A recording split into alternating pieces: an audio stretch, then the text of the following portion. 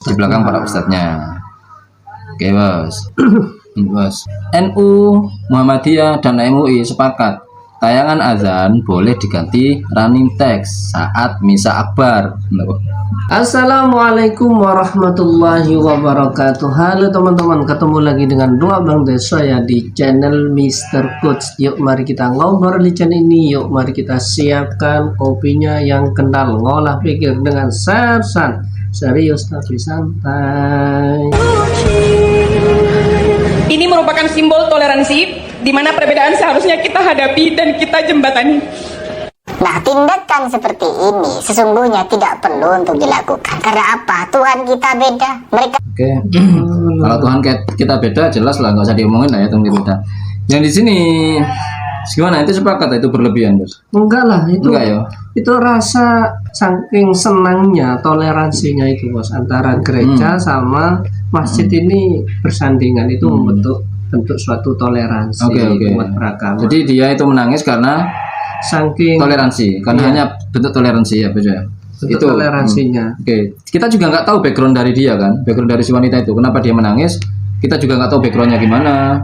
Bisa jadi dia mungkin background dari keluarga yang di dalam keluarganya mungkin ada berbagai macam agama bos di keluarganya bos, gitu bos. Bisa jadi. Kita nggak tahu.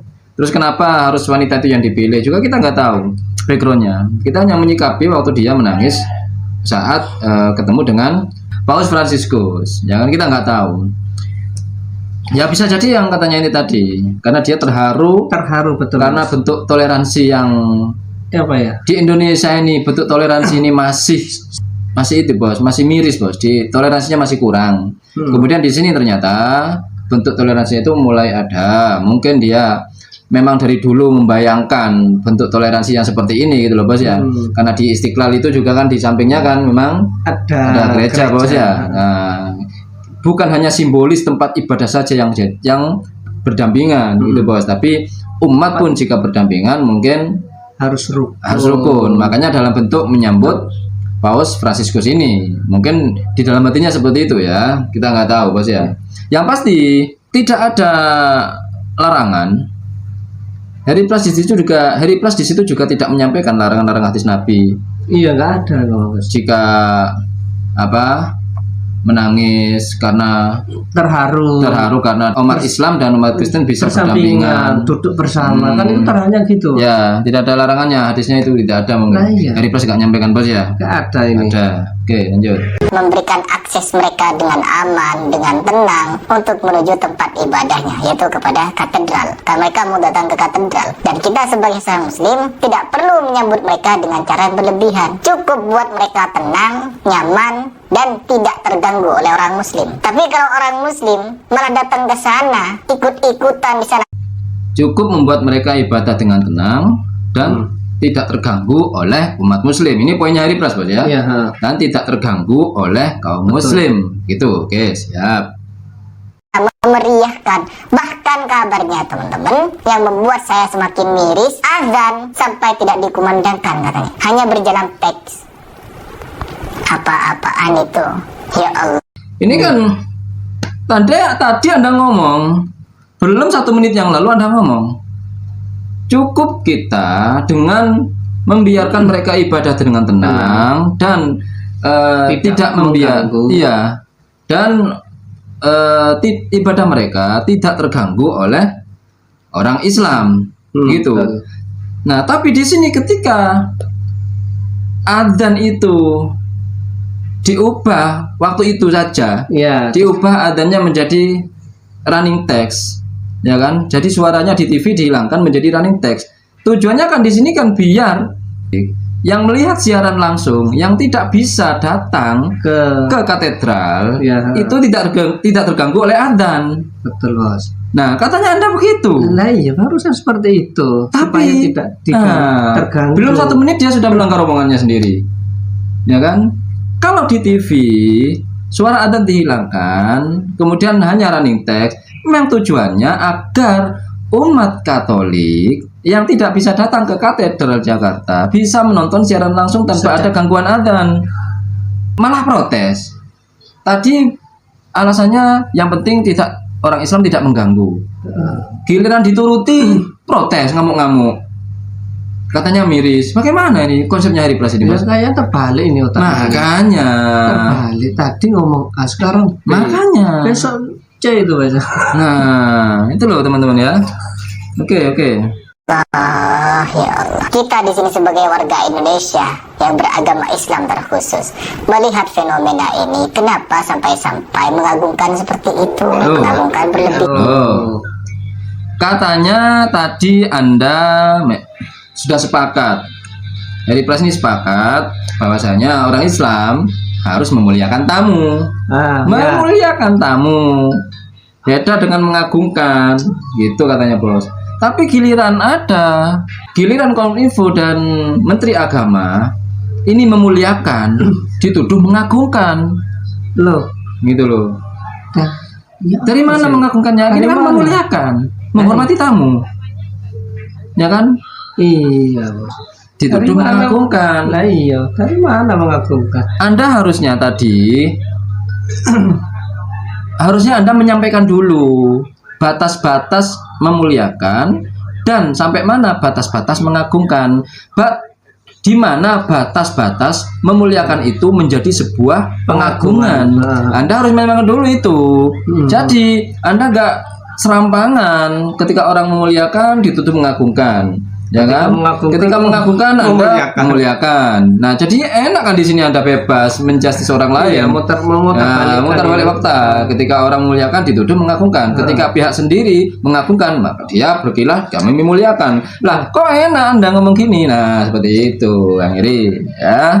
Narasinya lah. Ini ustadznya ini kayaknya nggak bener. Semua omongan Hari Pers ini omongan ustadznya, Bos. Padahal kewajiban seorang muslim itu wajib sudah menghormati tamu. Semua. Oh ya, ada yang azan di menghukumi sunnah, ada yang wajib. Oke, kita lanjut ke adzan ini ya, Bos ya. Adzan nih, kita fokus ke adzan. Sampai-sampai ketika kumandang adzan di skip ya, hanya sekedar tulisan yang lewat katanya, agar ceramahnya paus tidak terskip lah. Jadi diprioritaskan teman-teman. Ya Allah, saya di sini tidak rasis teman-teman, karena di sini kita Ya rasis lah Anda rasis. Coba kalau Menteri Agamanya dari Salafi, pasti Anda punya dalil. Berhubung Menteri Agamanya dari NU, nah tujuannya kan di situ tujuannya. Nah, Bukan masalah Anda menyampaikan kebenaran sesuai syariat, enggak. Tujuannya karena Menteri Agamanya NU. Jadi goreng lah, ya kan. Walaupun ada dalil yang membenarkan tindakan Menteri Agama ini, Anda akan tetap menyerang begitu, ya. Karena tujuan Anda bukan menyampaikan kebenaran, tapi yang Anda sampaikan adalah penghakiman, ya kan. Nah, mungkin pindah saja Anda, mungkin jangan jadi pesilat, Bos. Jadi apa, Bos? Jadi hakim bau. Hakim bau. Oke, kita lihat, Bos. Langsung aja, Bos ya. Kita lihat, Bos. Ingat ya, teman-teman. Semua statement Hari Pers ini adalah atas koneksi timnya yang bisa yang mempunyai koneksi langsung ke para ustadznya, Bos ya. Jadi yang disampaikan Hari Pers itu adalah juga atas dukungan, atas persetujuan Di belakang ustaz. di belakang para ustadznya. Oke, Bos. Bos. NU, Muhammadiyah dan MUI sepakat tayangan azan boleh diganti running text saat misa akbar. Ini Ruwai Bito satu ini. Ruwai Bito. Nah, sepakat, Bos, atas Iya. ini. Yo. Ya kan? Kita baca, Bos. Pengurus besar Nahdlatul Ulama dan pimpinan pusat Pemuda Muhammadiyah menyatakan setuju dengan pemerintah terkait dengan tayangan azan untuk digantikan sementara dengan teks berjalan saat misa akbar Paus Fransiskus Jakarta pada Kamis. Oh ya. MUI tegaskan tak ada pelanggaran. Adapun Ketua MUI bidang fatwa Asrorun Ni'am Soleh menegaskan dari aspek syariat Islam bahwa penggantian tayangan adzan maghrib di televisi menjadi running text tidak ada yang dilanggar. Terlebih kata Ni'am, kebijakan tersebut bisa membantu umat Katolik untuk beribadah 2 jam tanpa henti saat misa bersama Paus Fransiskus yang disiarkan langsung di GBK. Sebenarnya dari aspek syar'i tidak ada yang dilanggar dan itu bagian dari solusi kata Kiai Niam Rebo. Sementara itu Ketua MUI Bidang Dakwah dan Ukhuwah Khalil Nafis menambahkan bahwa azan di TV itu bersifat rekaman elektronik. Alhasil Islam tidak perlu gelisah dan tidak perlu menjadi soal. Itu adzan elektronik, bukan manusia yang adzan, cuma rekaman aja. Jadi bukan adzan suara di masjid yang dihentikan, bukan ya. Adzan yang sebenarnya di masjid tetap berkumandang. Tetap berkumandang, hanya di televisi itu. Ya, lagian juga kayak Hiripas ini. Emang kalau adzan di TV dia dengerin, paling cuma dia skip. Ngalah-ngalah kayak MUI, ya kan? MUI Muhammadiyah sudah di atas dari pres. Nah, ini sudah sepakat. Ormas terbesar di Indonesia, NU, Muhammadiyah, MUI sudah sepakat apa-apa. Dari pas sepakat. Ruwaibito sudah ada hadisnya Ruwaibito ya. Ruwaibito, orang fasik, orang munafik dan orang awam, orang tidak punya ilmu mengomentari masalah umum. Ini kata Nabi sudah diperingatkan Ruwaibito. Ya bos ya. Tambah kacau nanti. Ya kayak gitu. Ada yang komentar lagi nanti. Seperti siapa itu? Ustaz siapa itu? Faisal Tanjung. Faisal Tanjung. Nah, ini Menteri Agama. Ini kamu itu menteri apa sih? Menterinya orang Islam apa menterinya orang Kristen? Ya Menteri Agama, Pak. Menteri semua agama di Indonesia, bukan Menteri Agama Islam itu. Kalian paham nggak konsepnya Menteri Agama? Menteri Agama adalah menteri seluruh agama di Indonesia, bukan menteri untuk agama Islam. Jadi solusinya gimana agar masing-masing tetap berjalan? Iya, kan begitu. Jadi yang tidak bisa hadir ke katedral masih bisa menikmati ibadah misa melalui siaran langsung di televisi, tidak terganggu oleh suara adzan. Bos ya, umat Islam ya sholatlah masing-masing. Iya, di masjidnya masing-masing. Masa ya adzan di masjid kalian itu pakai di TV? Kan enggak. Masjidnya saya kena raining tax. Kan beda waktunya juga. Kadang di sini maghrib, di sini belum. Kan begitu bos. Sedangkan di TV itu adzan di area Jakarta, ya. Di area Jawa Timur sudah dari tadi maghrib. Nah kayak gitu teman-teman. Jadi nggak apa-apa teman-teman ya. Oke bos, apakah itu sudah cukup bos? Itu Sudah cukup itu bos. Sudah cukup bos ya untuk menanggapi press bos ya. Iya. Apa Ruwaibito gak usah lah bos ya. Gak usah bos, tambah kacau nanti itu. Ya, mengikuti ya ini Bang Heri tambah kacau nanti, tambah nggak jadi tentram, tambah kacau, tambah masalah masalah ya kan. Pertengkar nanti. Jadi sini enak damai-damai jadi pertengkar nanti. Makanya, jadi kalau pemerintah, apalagi Menteri Agama bos, terus khususnya Menteri Agama, jika membuat suatu keputusan, pasti yang dipikirkan itu semua elemen masyarakat, semua agama, begitu. Jadi jika ada yang protes karena agamanya sendiri, nah itu sudah nggak usah digubris. Itu di sini yang dipentingkan adalah kepentingan semua agama, agar masing-masing berjalan lancar dan tidak saling mengganggu. Kan begitu bos ya. Nah, ini datang satu Ruwaibito mempermasalahkan, ya kan. Nah nggak usah kita tanggapi, ya kan, karena itu nggak ada ilmunya. Terutama ini para ustadznya di belakang Ruwaibito ini.